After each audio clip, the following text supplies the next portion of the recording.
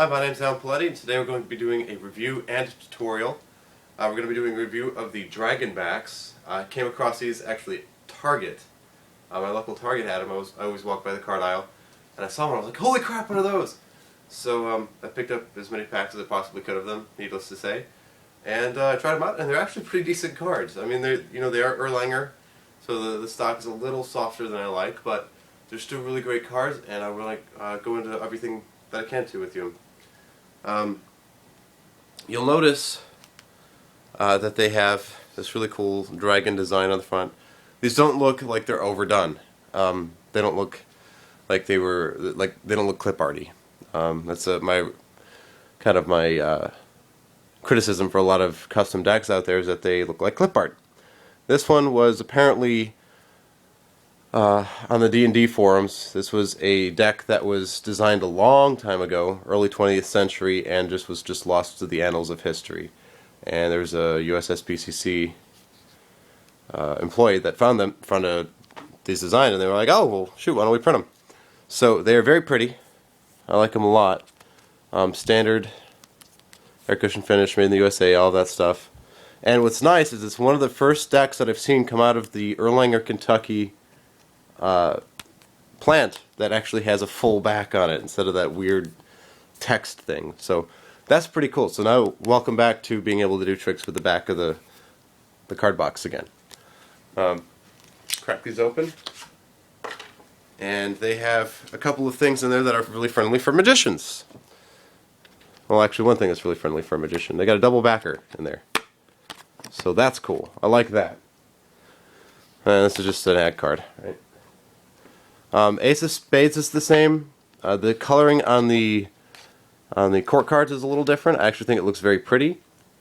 It's kind of got like it's almost like a topaz olive kind of green. It sounds weird, but it's actually really pretty when you look at it.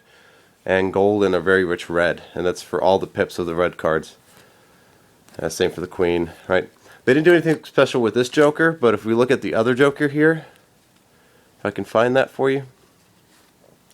He's in color, so all kinds of gaff and gimmick options you can do with that, so that's really cool. I like that a lot. And that's pretty much it for the faces. Now let's get to the back. This is the real meat and potatoes of the whole thing. This is a 4-color back. You've got black, yellow, red, and green. Black, red, yellow, and green. Yeah, 4-color back. This is expensive to print, guys. They were $2.99 a deck at the Target here in Texas that I go to, but they are really worth it. I've never seen a card with this much color on the back before from the United States Playing Card Company. So that's really cool. In a time when we're getting all these saturated, just black and whites and shades of gray, it's really nice to see a full color back, and these are gorgeous. And that's actually something that my friend Joseph Southwell pointed out to me, was just how many colors there were on the back. I knew they were colorful, but he noted that that was a 4-color card, and those are expensive to print. Also, you'll notice that these are one way. I'll show you here. There's a couple of differences. Actually, they're perfect.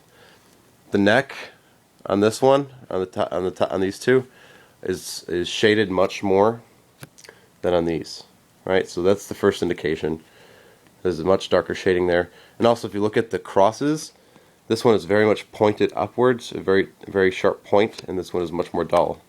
So between the crosses and the necks, you get a very nice one-way design that's actually pretty subtle, but easy enough for you to see. So that's really great for magicians too. So there's that.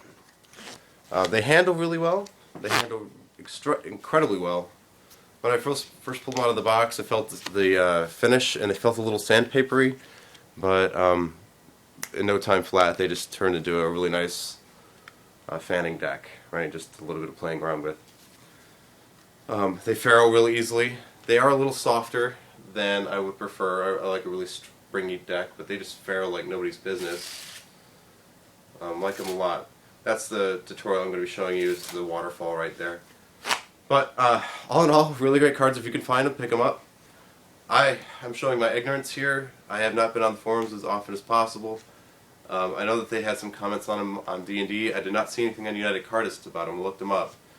And any mentions that I may have seen about them, I was thinking maybe the Red Dragons. I actually had some confusion between these and the Red Dragons for Magic Makers, which I have a little lesser opinion on. So, all in all, really great deck of cards. Really pretty. Got a very nice ornamental feel to them.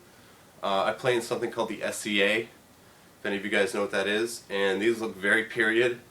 And I'm excited because I'm going to be taking these to all my SCA events from now on to be doing card conjuring. So, there's that. There's the review for the deck. Now let's go into the instruction for the waterfall. Okay, the waterfall is really easy to do. The key is this right here, the grip with your right hand, or if you're left-handed, do it with your left hand. You're basically gripping the cards at a very deep biddle grip. Okay, that's the best way I can explain that.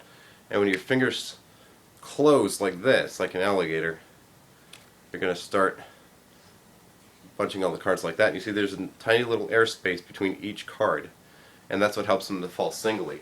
So all you need to do is open up your hand from the fingers outward, from outside in, and the cards will just fall one at a time into your hand. It's a good idea if you claw your hands like this to make sure you catch all the cards. Be careful about having them slip out the back and falling down across your chest, because that will happen. But really, that's pretty easy to move to do. It's just that air gap. As soon as you get that, you've got the whole move. So just practice that. It's going to take a little hand training and strength if you haven't done it before. But after you got it, easy as pie. You can practice with the distance and see how far you can shoot them. Shot one off. But yeah, if you have any questions about that or the deck, please feel free to message me. I will be happy to answer anything that you would like to know. I'll talk to you guys next time. Till then, I'm Al Paletti. See you around.